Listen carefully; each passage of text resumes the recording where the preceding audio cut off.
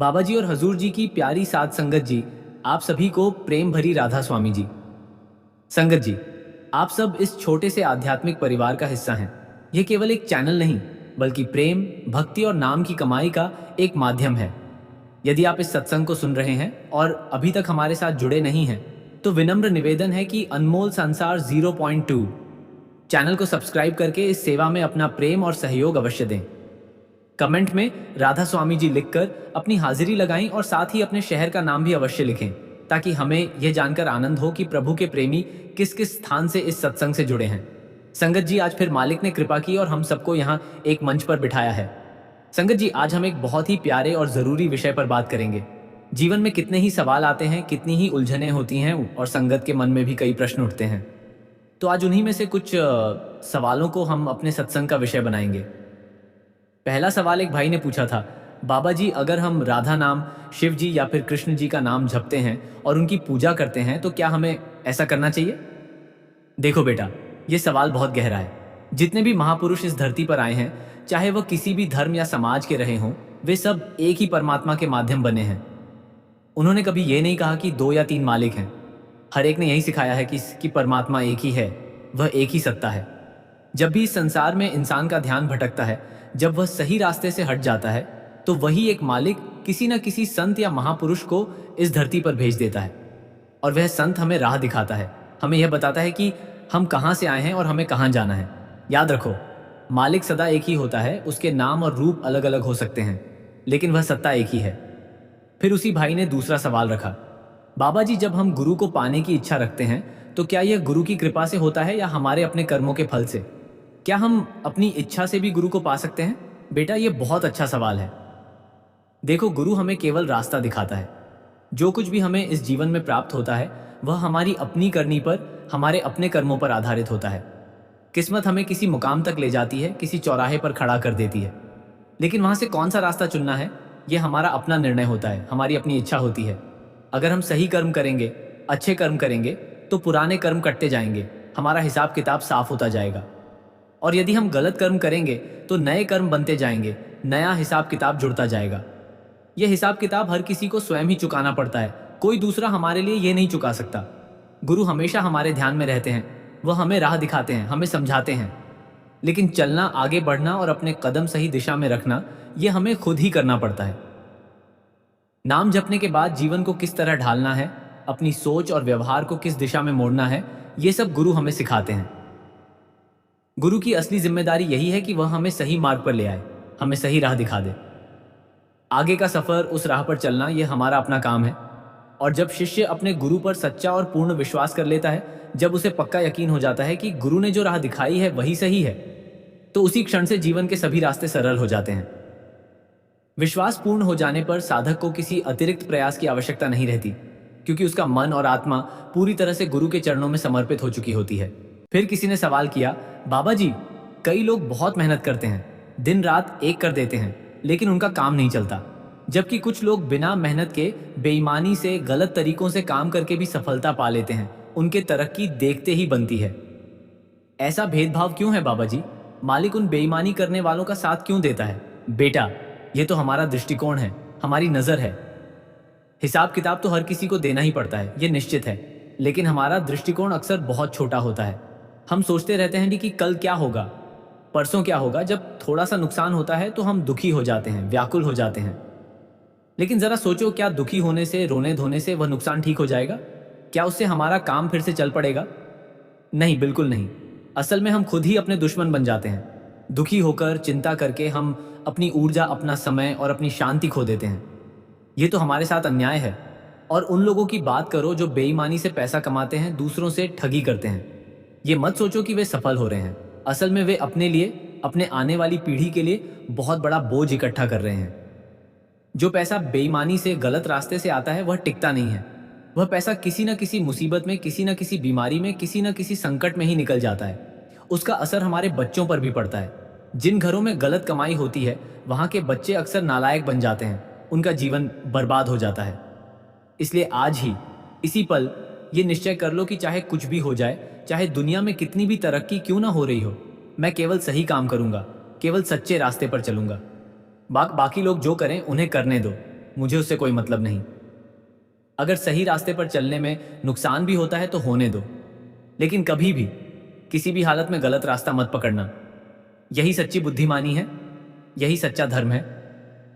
फिर एक बहन ने बड़े ही मार्मिक ढंग से पूछा, बाबा जी, आपने हमें सब कुछ दिया है, घर है, परिवार है, सुविधाएं हैं, जरूरत की हर चीज है। सब कुछ आपकी कृपा से, मालिक की कृपा से मेरे पास है। फिर भी बाबा जी हमारा दिल खुश क्यों नहीं रहता? आत्मा के भीतर एक खालीपन क्यों महसूस होता है? क्यों हर समय एक उदासी सी, एक बेचैनी सी बनी रहती है? बेटा, बाबा जी मुस्कुराए और बोले, ये सब हमारी सोच का ही परिणाम है। देखो, मालिक ने हमें जहां भी जन्म दिया, जो भी परिस्थितियां दी, वहीं उसकी कृतज्ञता, उसका शुक्रिया अदा करना चाहिए। मालिक ने किसी को अधूरा नहीं छोड़ा। जो कुछ भी उसने हमें दिया है वह पूरा दिया है। फिर भी इंसान का मन संतोष नहीं करता। किसी को बहुत ज्ञान मिला, वह पंडित बन गया, लेकिन फिर भी वह असंतोष में है, उसे और कुछ चाहिए। किसी को बहुत धन मिला, वह बड़ा सेठ बन गया, लेकिन फिर भी वह सुखी नहीं है, उसे और धन चाहिए। असल में इस संसार में कोई भी पूरी तरह से खुश नहीं है, क्योंकि खुशी बाहर की चीजों में नहीं, भीतर के संतोष में है। हमें तो जो कुछ भी मिला है उसका शुक्र अदा करना चाहिए। जब हम सच्चे दिल से मालिक का धन्यवाद करना सीख जाएंगे, जब हम हर छोटी बड़ी चीज के लिए उसके आभारी होंगे, तब हमारा मन अपने आप खुश रहने लगेगा। सबसे बड़ी बात, मालिक ने हमें इंसान बनाया। उसने हमें सोचने समझने की शक्ति दी, भजन सिमरन करने का मौका दिया। इससे बड़ी दौलत और क्या होगी? यह तो सबसे बड़ा वरदान है। बाबा जी ने एक उदाहरण से यह बात समझाई। उन्होंने हाथ में पानी का गिलास उठाते हुए कहा, देखो बेटा, अगर इस गिलास में लगातार बोतल पर बोतल भरकर पानी डालते रहो तो पानी उतना ही रहेगा जितनी इस गिलास की क्षमता है। बाकी का सारा पानी चाहे कितना भी डालो नीचे बहता जाएगा, बेकार चला जाएगा। इंसान भी ठीक इसी गिलास की तरह है। उसकी एक क्षमता है, एक सीमा है। मालिक ने उसकी क्षमता के अनुसार, उसकी ज़रूरत के अनुसार उसे सब कुछ दे रखा है। उससे ज़्यादा पाने की लालसा, उससे ज़्यादा की चाहत ही हमें दुखी करती है। इसलिए मालिक ने जो कुछ दिया है वही हमें स्वीकार करना है, उसे संभाल कर रखना है और उसके लिए हर पल उसका धन्यवाद करना है। फिर एक और बहन ने अपनी व्यथा व्यक्त की, बाबा जी, मैं बहुत दुखी हूँ। मेरी माँ पिछले 11 सालों से मेरे पास ही रहती हैं और मैं भी अपने परिवार के बीच हूँ। इन सब परिस्थितियों में, घर की जिम्मेदारियों के बीच मेरा भजन सिमरन ठीक से नहीं हो पाता, मन नहीं लगता। बाबा जी ने बहुत प्रेम और सहजता से समझाया, बेटा, इंसान जो कुछ भी करता है वह अपनी आवश्यकता और परिस्थिति के हिसाब से ही करता है। दुख तो इस संसार में सभी को घेरे हुए हैं, किसी को कोई दुख है तो किसी को कोई। सच्ची शांति और असली राहत केवल मालिक की शरण में जाने से, उससे जुड़ने से ही मिलती है। जैसे कोई व्यक्ति बीमार है और वह तब तक दवा नहीं लेगा जब तक उसकी तबीयत ठीक नहीं होगी, तो वह ठीक कैसे होगा? ठीक उसी तरह हम सब इस संसार के रोग से ग्रसित हैं और हमें मालिक की दवा, उसके नाम की दवा लेनी ही होगी। हिम्मत मत हारो। माँ बाप की सेवा करना भी सबसे बड़ा धर्म है, सबसे बड़ा पुण्य है। उनके साथ प्रेम और स्नेह से रहो। उन्हें कभी यह महसूस नहीं होने दो कि तुमने उनकी सेवा में कोई कमी की है। यह भी एक तरह का भजन ही है। बाकी मालिक की दया और हमारा थोड़ा बहुत भजन सिमरन दोनों मिलकर हमें सहारा देंगे, हमें राह दिखाएंगे। उसी दौरान किसी ने नम्र भाव से हाथ जोड़कर प्रार्थना की, बाबा जी, आप ही हमें भजन सिमरन करवा दीजिए, आप ही हम पर कृपा कर दीजिए। बाबा जी का चेहरा थोड़ा गंभीर हुआ और वे बोले, बेटा, ये समझ लो कि भजन सिमरन करना हमारी अपनी ज़रूरत है, ये हमारे अपने भले के लिए है। अगर तुम ये कहो कि बाबा जी, आप मेरा भजन कर दो या मुझे कोई ऐसी छूट दे दो जिससे मेरे सब कर्म खत्म हो जाएं, तो यह संभव नहीं है। कर्मों का हिसाब हर किसी को खुद ही चुकाना पड़ता है। मेरे भजन सिमरन करने से या किसी और के करने से तुम्हें कोई फायदा नहीं होगा। यह तो ऐसा ही है जैसे किसी ने मिर्च का पौधा बोया और वह कहे कि मुझे आम का फल मिल जाए, तो क्या ऐसा संभव है? कुदरत का, प्रकृति का यही अटल नियम है, जैसा बोओगे वैसा ही काटोगे। इसलिए अपने कर्म खुद करो और उनके फल खुद भोगो। फिर किसी ने एक और उलझन भरा सवाल पूछा, बाबा जी, अगर परमार्थ का मार्ग, धर्म का मार्ग, सच्चाई का मार्ग है, तो जीवन में कई बार हमें ऐसी परिस्थितियों का सामना करना पड़ता है जहां झूठ बोलना पड़ता है। क्या ऐसे समय में बोला गया झूठ भी हमारे कर्मों में बंधन का कारण बनता है, भले ही वह किसी को बचाने के लिए, किसी के भले के लिए क्यों ना बोला जाए?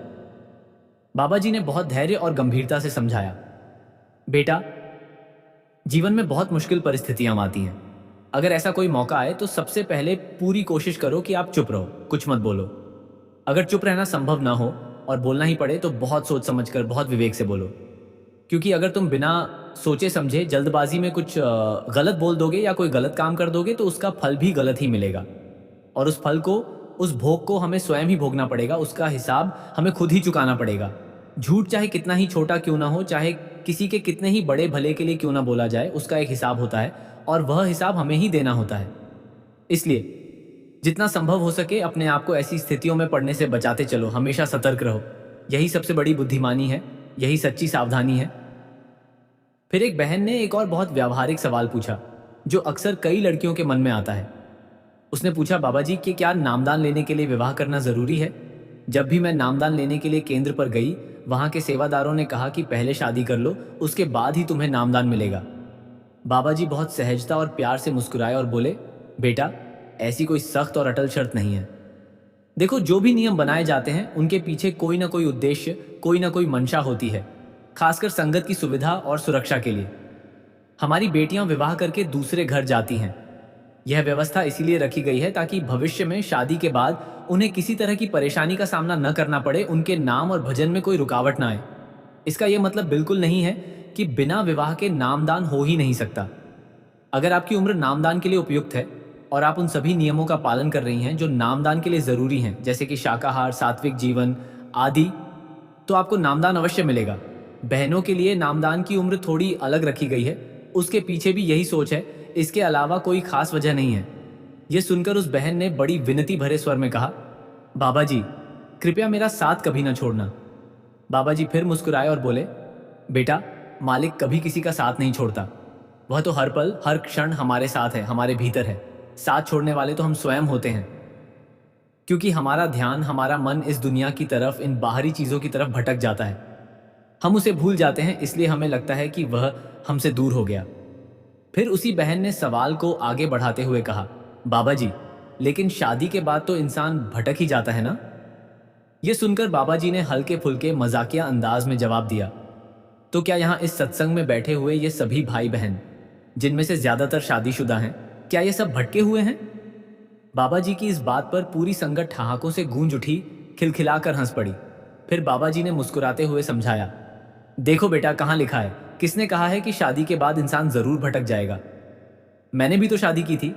फर्क बस इतना था कि मेरे समय में घर वालों ने मेरा रिश्ता ढूंढा था, जबकि आजकल के बच्चे, मेरे बच्चों ने भी अपने जीवन साथी खुद चुने। मुझे तो उसमें कोई मेहनत ही नहीं करनी पड़ी। यह सुनकर संगत फिर से हंस पड़ी। फिर उसी बहन ने थोड़ी जिद करते हुए कहा, तो बाबा जी आप ही मेरे लिए कोई अच्छा लड़का चुन दीजिए। बाबा जी जोर से हंसे और बोले, अरे आजकल के बच्चे तो बहुत तेज हैं। फिर उन्होंने मजाकिया अंदाज में कहा, वैसे अगर मैं ये जिम्मेदारी ले लूं तो मुझे क्या क्या करना पड़ेगा? सत्संग भी करना है, प्रवचन भी देने हैं, और ऊपर से लड़कियों के लिए लड़के ढूंढने होंगे, लड़कों के लिए लड़कियां ढूंढनी होंगी। फिर तो मुझे यहाँ वो सत्संग के साथ साथ एक मैरिज ब्यूरो भी खोलना पड़ेगा। और अगर मैं एक दिन कह दूं कि ये लड़का इस लड़की के लिए ठीक है और ये लड़की उस लड़के के लिए, तो सोचो मेरा कितना काम बढ़ जाएगा। यह सुनते ही सारी संगत हंसी से झूम उठी। ठहाकों से सत्संग भवन गूंज उठा। फिर उस बहन ने थोड़ी और जिद करते हुए कहा, बाबा जी मुझे तो बस ऐसा लड़का चाहिए जो नाम की कमाई करे।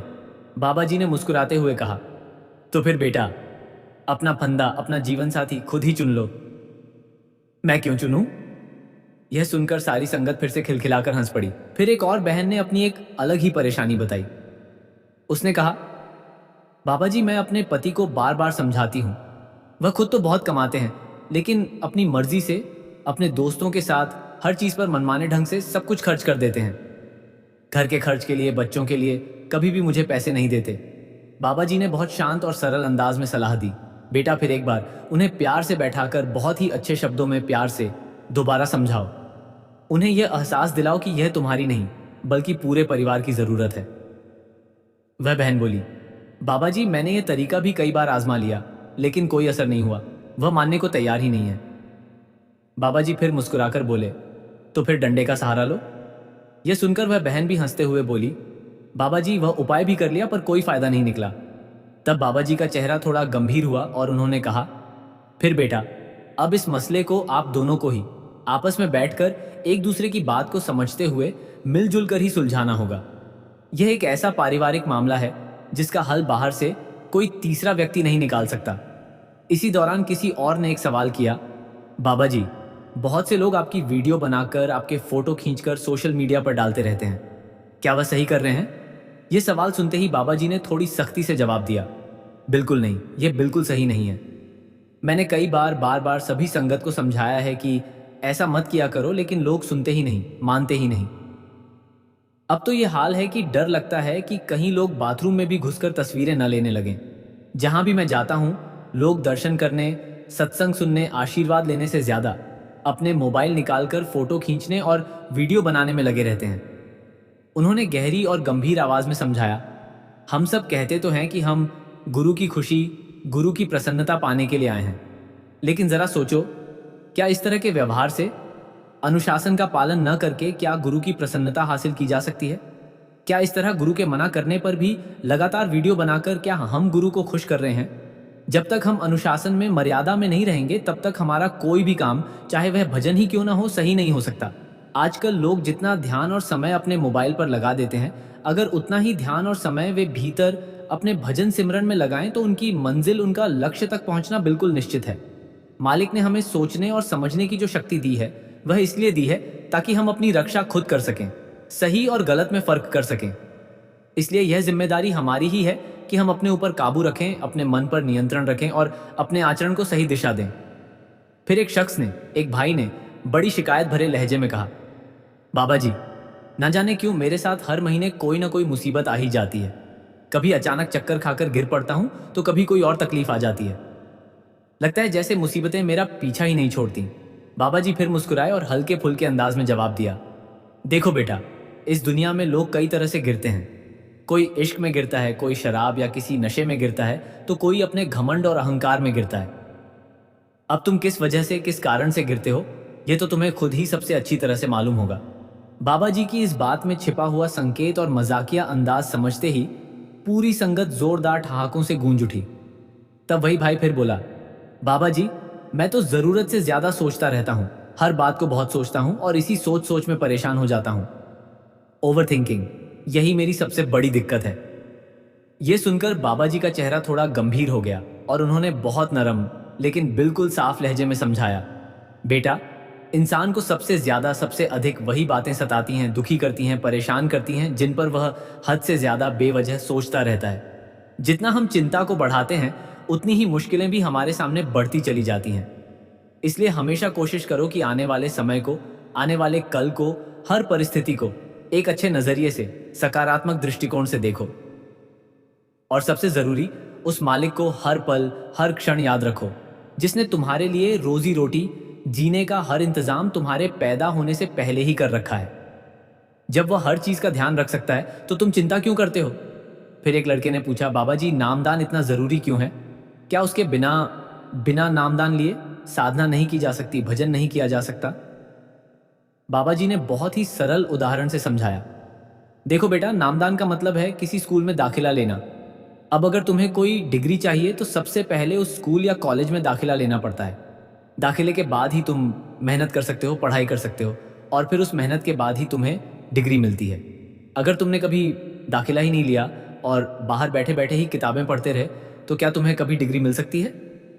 नहीं। ठीक उसी तरह नामदान वह राह है, वह दरवाज़ा है जिसे दिखाकर गुरु तुम्हें वह विधि, वह तरीका बताते हैं, जिससे तुम्हारा मन बाहरी दुनिया से हटकर भीतर की ओर, आत्मा की ओर लग सके। नामदान कोई जादू की छड़ी नहीं है कि हमने लिया और हमें सब कुछ हासिल हो गया। नहीं, नामदान तो एक बहुत बड़ी जिम्मेदारी है, एक प्रतिबद्धता है। अगर नामदान लेने के बाद तुम उसका अभ्यास करोगे, रोज भजन सिमरन करोगे, तभी तुम्हें उसका फल, उसका लाभ मिलेगा। नहीं करोगे तो नामदान भी बस एक कागज के टुकड़े की तरह रह जाएगा, कोई खास फायदा नहीं होगा। फिर एक और भाई ने बहुत गहरा सवाल पूछा, बाबा जी, यह नाम आखिर है क्या? क्या ये सिर्फ कुछ शब्द हैं, कुछ लफ्ज हैं, या इससे भी बढ़कर कोई बड़ी शक्ति है?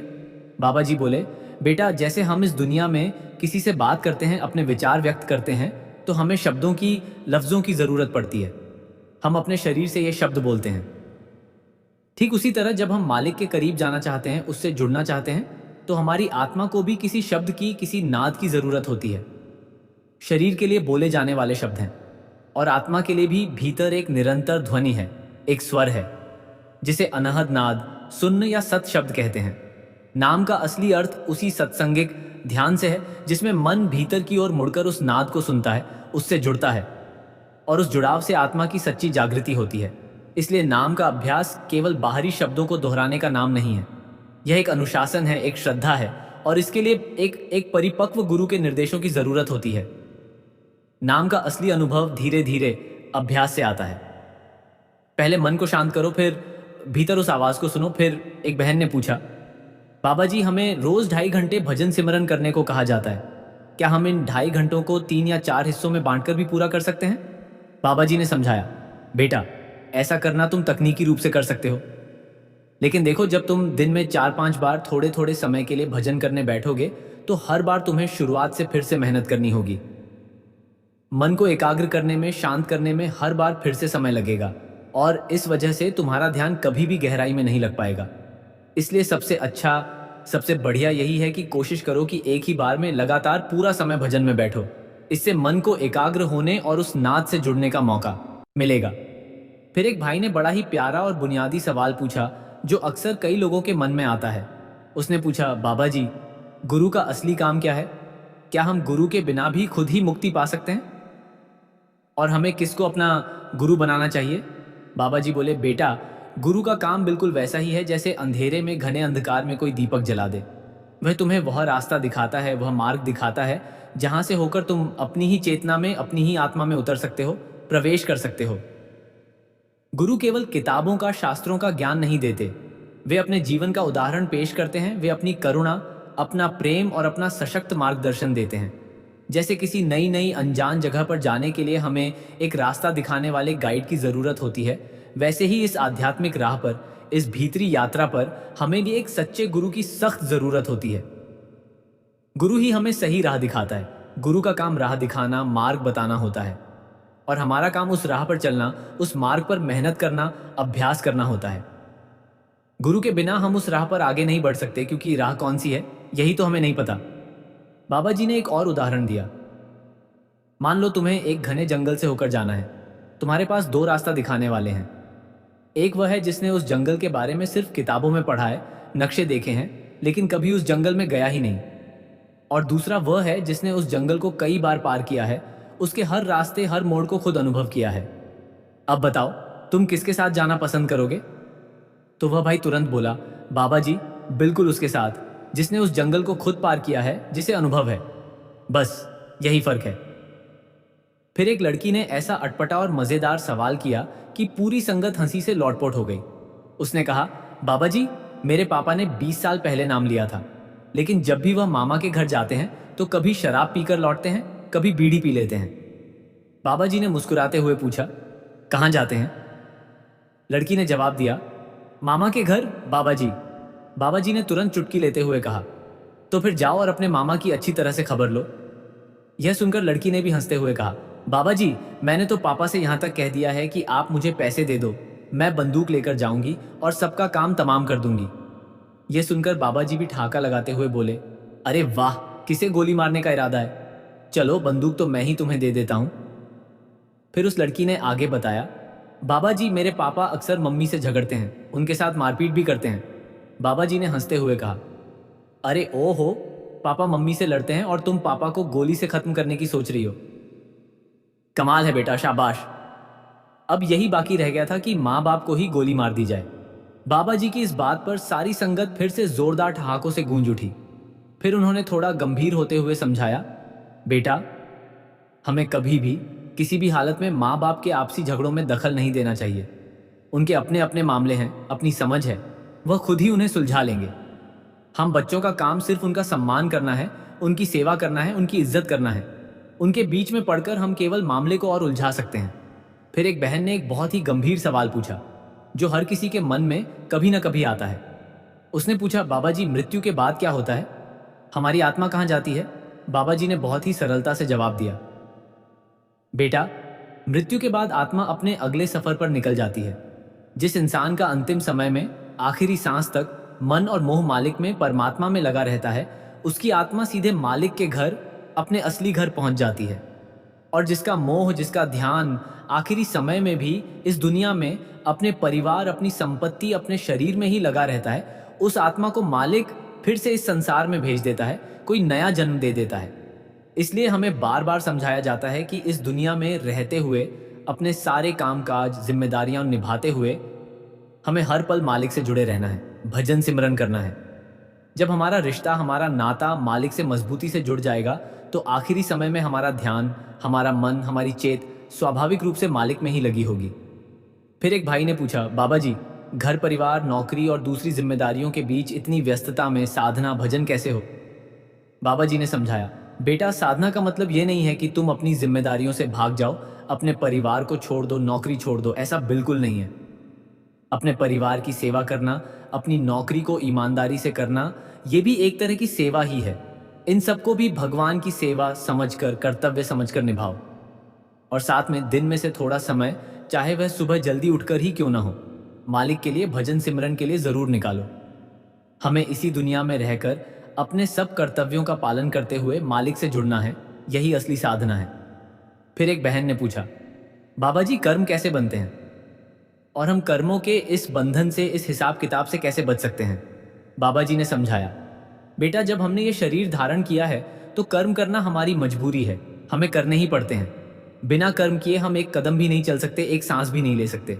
सांस लेने पर भी, खाने पीने पर भी, सोने पर भी कर्म बनते हैं। लेकिन ऐसे रोजमर्रा के कर्मों का हिसाब हम उसी समय, उसी पल भजन सिमरन करके, मालिक का स्मरण करके साथ साथ ही निपटा सकते हैं, हल्के कर सकते हैं।